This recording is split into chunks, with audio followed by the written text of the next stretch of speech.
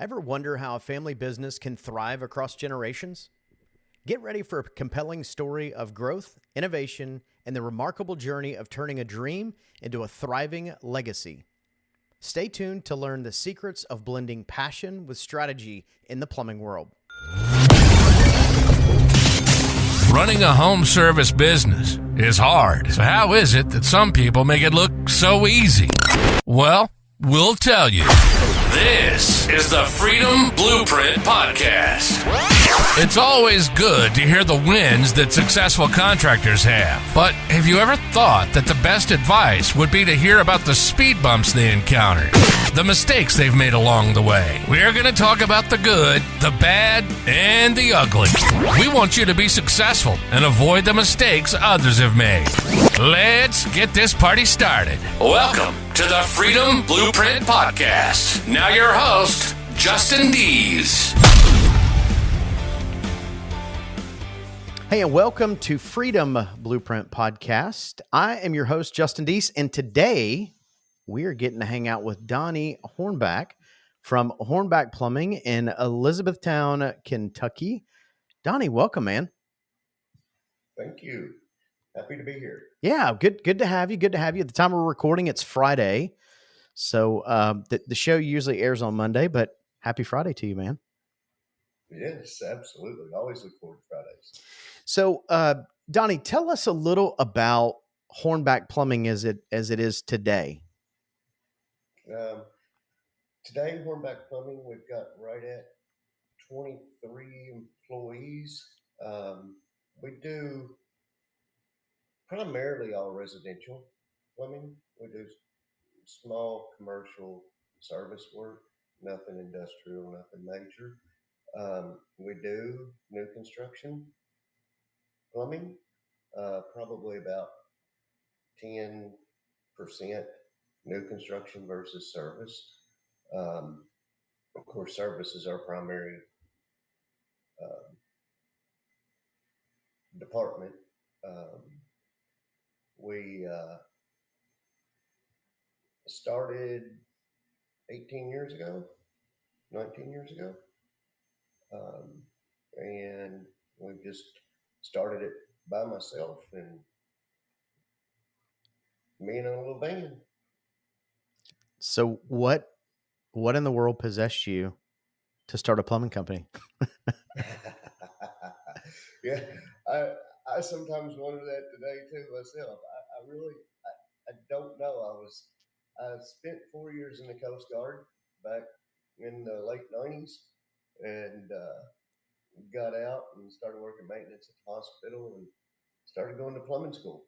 We had a trade school at the time for plumbing here in Elizabethtown. It's no longer here, which is a shame, but I started the trade school and left the hospital and went to work for a plumbing company.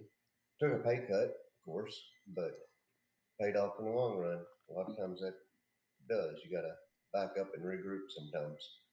And I just enjoy the construction. I've always kind of enjoyed the construction. So the plumbing is just the trade that I chose and stuck with it and really, really enjoyed it. Well, first of all, thank you for your service. As you know, and most of the listeners know, my son's in the Marines, and I actually just got to go visit him at Camp Lejeune a couple weeks ago, and man, that he's just turning into just such an incredible young man. He's always been a good kid, but it's pretty neat to see him kind of transforming into an amazing young man. So, and man, the military they'll whip you in shape, which is fantastic. Yes, it's a wonderful, wonderful experience. So over the last couple of years, you guys have really had some pretty good growth. And actually, Donnie and I met through, we're part of the same private equity group, which is Leap Service Partners. And it's funny because I almost hate using the term. Let me back up. I almost don't like using the term private equity, because I think when most people think of private equity, they think about the Gordon Gekko from Wall Street, where they come in and ramma jamma and all the things. And that most certainly is not what Leap does. But anyways, that's how you and I connected originally. And when we first started talking to Leap, Donnie, you were one of the first guys I called and said, give me the lowdown, man. Give me the scoop on what's going on. And it was pretty interesting to hear your story. And that's why I really wanted to bring you on here. I think your story is there's a lot of multi-generational companies out there, and a lot of them are kind of in the position where you were, where you're like, okay, well, I've got a son in the is it just your son in the business? It is. Yeah. So you've got a son in the business, and then you're kind of making that thought process behind, okay, do I hand it down to him? Do I partner and set him up for success? What does that look like? But walk us through that journey a little bit, because I know that probably couldn't be all that easy. It wasn't at all, because like you said, that was always my intention and my goal when I started the business, and Jesse has been involved in it all along. Even when he was 9, 10 years old, he was out there with the guys just interacting with them. So he has always been somehow or another involved with the business. And it got to the point where, and that was always my intention, was one day it was going to be Jesse's. But as I'm getting older and been doing the business for so long, and looking at how am I going to retire, or what's the next step, and Jesse, he like I said, he loves the business, still loves the business, and I got a phone call one day from, as I did several of them, as all of us do,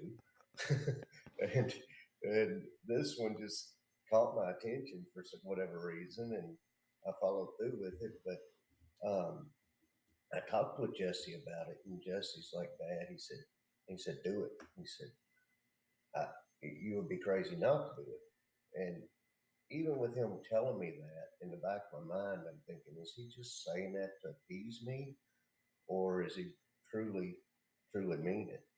So as time went on, and we went through the process, and it closed, and became partners with Leap Partners. It was probably 3 or 4 months later, he came to me one day, and he said, "Dad," he said, "you just don't even realize what a relief, how much pressure that took off my shoulders."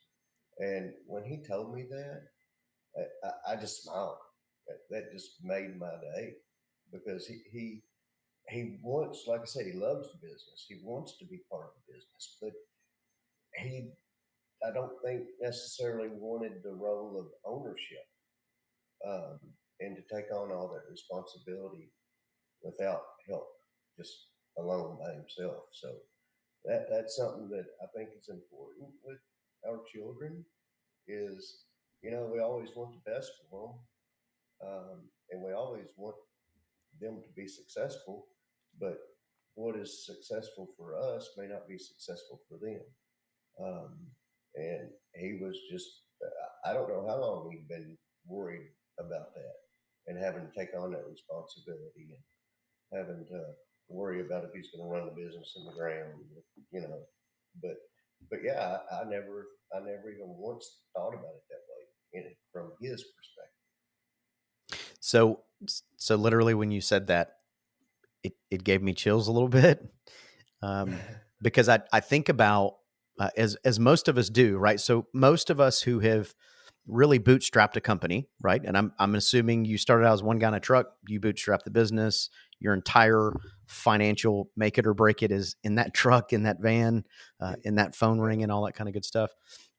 And I think about how set up for success you're able to really give the next generation. I think that's cool. And I know with Jesse specifically, we have a rising leader program, which I know this, but he's like one of the superstars in this rising leader program. And I know that I hear his name a lot amongst the branches and amongst the leaders in the LEAP team about how, how his future looks. And I think it's cool because I think it's cool that you as the parent weren't like, you're not cramming your dream down him. Right. And now Jesse has the potential to really have a big career in this field without the payroll 7 days a week, 100-hour work weeks. And, you think about the next generation, and a lot of that comes up with, I don't believe this, but I'm going to say it because it is the term that gets used and tossed around a lot about the next generation, about, lazy, don't want to work. And I don't think any of that's true, but I do think that they have a different standard and they have a different non-negotiable than what we did in generations before, where we would work 100 hours a week. And I don't know any business owner who has bootstrapped a business who has not done 80, 100-hour weeks on a regular basis for a very long time. So that's cool that he's embracing that and able to, and really, I mean, let's be honest, he's learning the business from a different perspective, which even me, I mean, I dig that. Like, I love learning, I love learning in general, but yeah, that's great. Mm-hmm. Yeah, it really is. It's fascinating to watch him because he's seeing so many different perspectives other than just mine. So it, his growth is just astonishing, really. What he's done since we've been a part of Leap. That's pretty cool. So now, enthusiasm. what role does Jesse play? What role does he play in the business now? And what role did he play? Like, I'm guessing since he's been around forever, he's kind of played all the roles, but what role does he play now? He's a service manager now, is the role he's in here at the office. So basically, he has kind of taken on the role and responsibility of the big thing here lately has been inventory, but the service guys reach out to him for advice.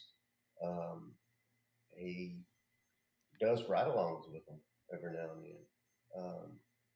Just kind of keeping things organized in the service department and answering questions and checking schedules. Inventory. He's really, really embraced it. Yeah, great, and that's fantastic. And ride-alongs. I did a whole episode a couple weeks ago on ride-alongs and how important they are and the impact they make on your business and your team. And good for him for jumping in and doing that. The other thing is, inventory in our space in general is probably, out of 90% of companies, the top 3 challenge and frustration that we all have. And the truth is, the things that can kill your business the fastest is your labor and your materials. And so labor's a lot easier to manage, and maybe not easier to manage, but to see. But yeah, the inventory. So good for him for tackling that. So now, being the next generation, is he leveraging some technology or any of that kind of stuff in his pursuit of inventory? I would say yes. He is really good with service typing. He understands it. He understands how the inventory is tied into service typing. Jonathan in the operations side of Leap has really helped with that, and he's communicated with him. And his his technical skills are a little bit sharper than mine, so that helps out a great deal. I mean, that generation, they were born, cell phones and tablets were a thing. So they just have a natural head start on a lot of us for that reason. So let me ask you this. So you guys have had a lot of growth over the last couple of years. Obviously, it's a family business. You guys have got a pretty good sized team. I know you've grown a lot over the last few years, but what do you feel like is Hornback's competitive advantage versus, like, what makes Hornback different? I think that it's just that our our guys are so engaged in the business, and we like to keep them engaged and let them be part of the growth and let them know that they're part of it, and that without them, we wouldn't have customers, we wouldn't have growth, we wouldn't have anything. So it's just that and a little bit of competitive nature we all have, bringing that out amongst them, amongst each other, that kind of helps out. It's kind of a friendly, competitive vibe that they have with each other, and just believing in something. They they really they really feel like I remind them all the time that, hey guys, we are the best plumbing company in town, and I think it's important that they know that and they feel that way. It I think that translates into the work they do, into the attitude with the customers. Um, that that's really an important aspect of it. But basically, just having them involved and giving them a piece of it through the through commissions and that type of stuff. Um, it really brings them all together, and I think that kind of sets us apart. Is just the way the employees feel about the business. It sets us apart with the customers and sets us apart in our market area. Um, so that's a huge part of it, I think. I mean, ownership, if you get text to have ownership in the success in the business, I agree with you. I think that's a huge competitive advantage because there's a lot of companies that realistically the techs come for the paycheck. Mm-hmm. And then as soon as the paycheck is something a little better somewhere else, maybe right down the road, they're dipping out. So I think having ownership and having that culture is good. I think that's a huge competitive advantage. It's huge. And I used to, that's kind of how it used to be, is they were just waiting for Friday to get their paycheck. And I had licensed techs that I was paying more than non-licensed techs, and they weren't necessarily worth as much just because they had a license. So when we switched to commission-based pay, that way they're actually getting paid what they're worth. Not just now, the plumbers do typically still tend to make more because of the jobs they can do compared to the non-licensed ones, but it kind of levels out the playing field, and it makes me feel better that, hey, even though this tech doesn't have a license, he's working twice as hard as this one that does have a license. Well, he gets paid what he deserves now. It's not it's what they it's not necessarily a paycheck by the hour now. It's what they earn is what they get paid. So I really like that, and I think that helps them out, helps them grow, and in turn, it all turns around and helps the business. I mean, winners want to win.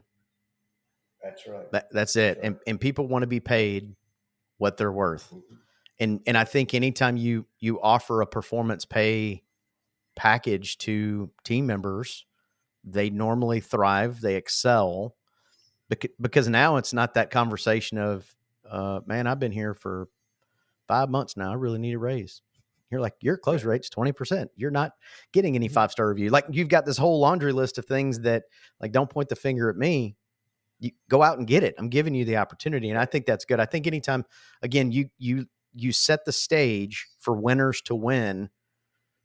And plus it helps maybe get rid of maybe the people that aren't excited about performance pay. They're like, my performance kind of stinks. So I don't want my paycheck to stink. I just want my performance to stink. So. Yep. That's very, very true. Yeah. It helps all the way around, to be honest. Yeah, I think that's great. So, all right. So we'll back up a little bit. I know we're kind of bouncing back and forth, but that's just how I roll. So you have started the business 18, 19 years ago. And when you think back to that time, that Donnie, and you're only 26 now, so you were like 9 then, right? I know my math's wrong. Somebody's listening, they're like, your math's terrible. Like, whatever.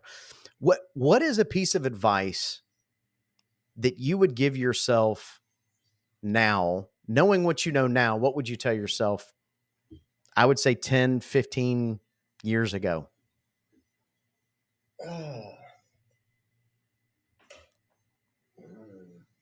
It's kind of, there is so much I've learned over the years. It's, I, I would, I would say don't worry about as much about chasing jobs that aren't important, because if you take care of the customers, the jobs will come to you. The money's going to come to you if you take care of the customers. The jobs are going to come to you if you take care of the customers. And you don't necessarily have to take on every single job that comes through the door when you first start. That ultimately is going to come with the word of mouth. Just the customer relations is going to bring that to you. And that was one thing. And it's kind of I don't know, it's kind of one of those things. I've always said that my lack of being able to say no, I've always been that hey, let's get the job, then we'll figure out how to do it afterwards. but at the same time, I've kind of learned now that you don't have to do that. It'll come to you, and the jobs that you want will come to you if you just take care of customers. Basically, that's it. I think that's a pretty good piece of advice, because the entire business that we're in is this whole really bizarre flywheel where you've got to have the customers, and then you've got to have a solid team to answer the phone to even have the opportunity. Then you have to have the techs that go out and can give the education or help to the customer to take care of the customer, to then turn around and tell other people. And but yeah, I think from a fundamental standpoint, I think that's a great piece of advice. Yep. The customer's what it's all about. So here's another question. Would Donnie 15 years ago listen to that piece of advice?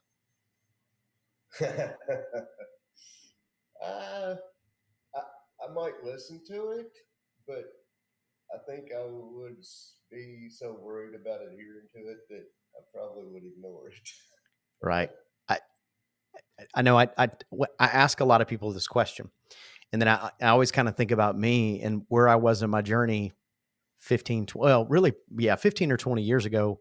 Would I have listened to that advice? And typically the answer would be probably not.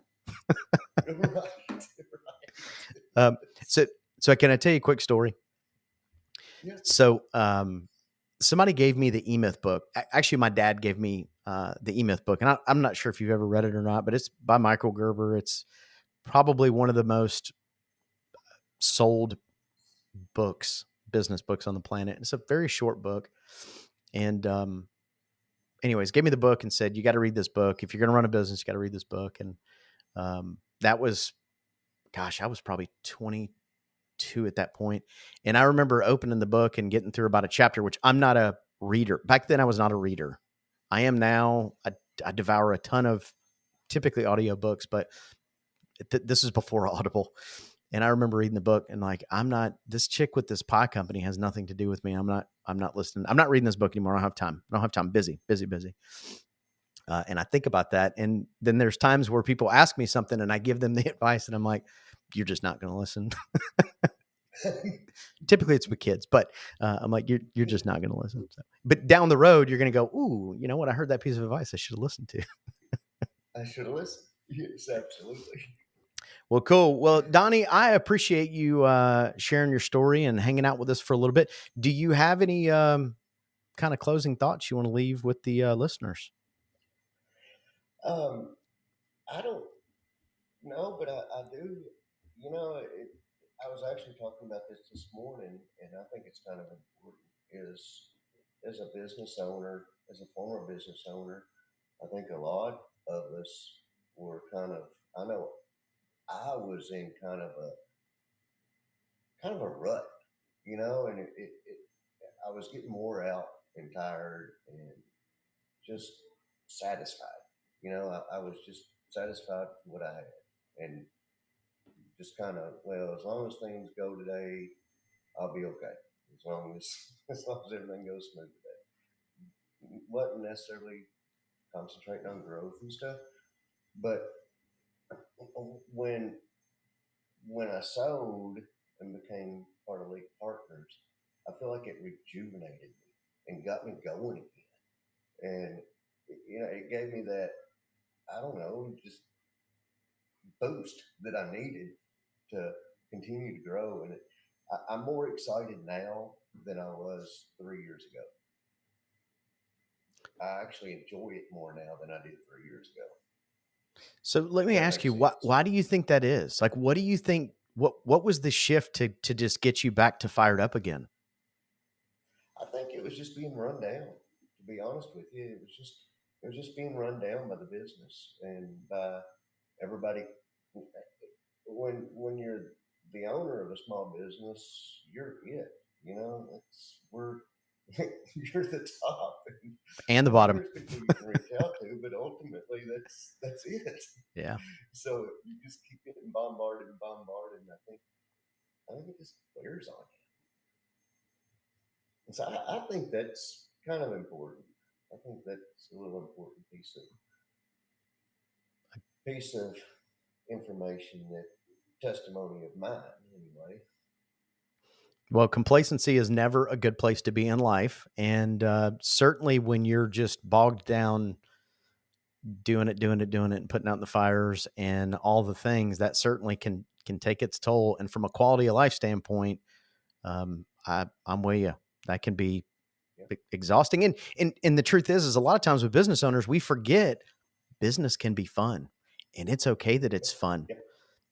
That's right. And it sure is a heck of a lot more fun if you're doing it with a group of people, right? Surrounded by a group of people that, I mean, at any point you can pick up and text, and then having the support that you have now that you didn't have before, it just makes it more fun to where you can get more excited about, all the things. So Yeah, absolutely, good. absolutely, and just having the outreach like you and all the rest of us, it's awesome. It's fun.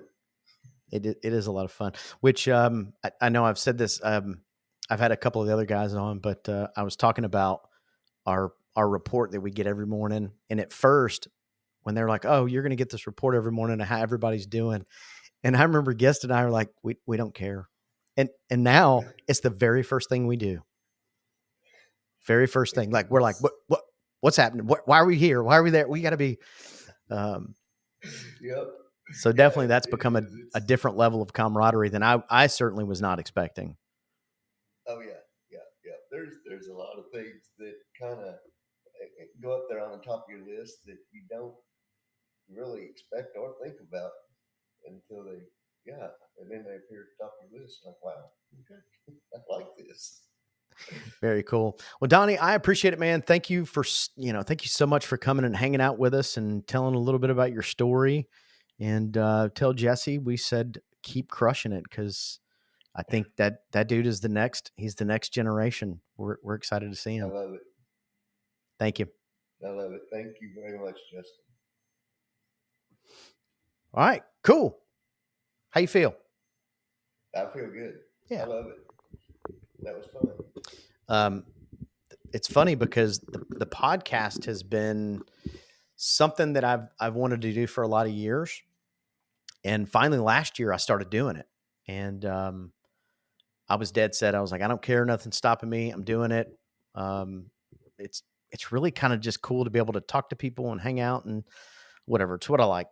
And when the acquisition happened with Leap, I pumped the brakes for a minute, and because I was trying to be very careful about time, and I didn't want to, whatever. And so finally I talked to John about it. I'm like, look, this is something I'm doing, and I don't care. I'll do it because a lot of these episodes, if it's just me, it's 4:30, 5 o'clock in the morning, and I'm recording them. Just because I'll wake up, I'm like, woo, I got to do this thing. But man, John was like, no, please keep doing that, please. So, so supportive. I saw the one with John. That's really, it's fun. This is the first one I've ever done. I've never done it before. Oh, really? No. Pop the cherry. There it went. Well, you did good, man. It was fun. And I'll break this thing off into some different chunks. There was some stuff you talked about with your company that separates you. I'll try to get that separated out. Good marketing stuff. Just put out there and do the thing. It'll be a couple months, and well, maybe not a couple months, but it'll probably be a little bit until it airs. But when it does, I'll send you an email and let you know that it's coming up. Okay. And then once it goes live, I'll send you another email. So usually I'll send on Friday. Ooh, crap, I got to do that today. On Friday, I'll send you hey, this is what's coming. Your show's coming live on Monday. And then Monday, first thing in the morning, you'll get an email that says, hey, it's live. And here's some things that you can share or do whatever with. Awesome. Cool.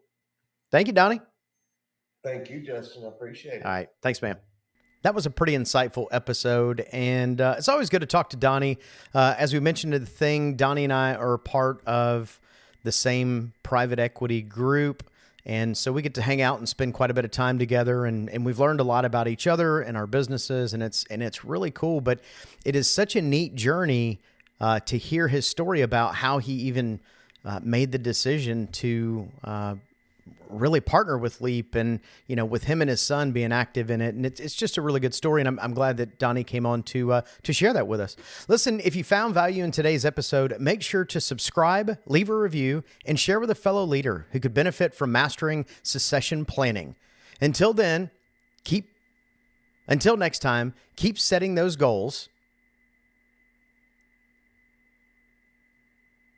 Until next time, keep setting those goals and watch your business and leadership transform. This is Justin Deese signing off from Freedom Blueprint Podcast. Stay motivated, stay focused on the future, and as always, keep crushing it. You've been listening to the Freedom Blueprint Podcast. Information is useless if not applied. So take what you've learned and go and implement it. We hope you've enjoyed the show. If you did, make sure to like, rate, and review. We'll be back soon. But in the meantime, find us on social media at Freedom Blueprint for Home Services and hit the website at www.freedomblueprintpodcast.com. See you next time.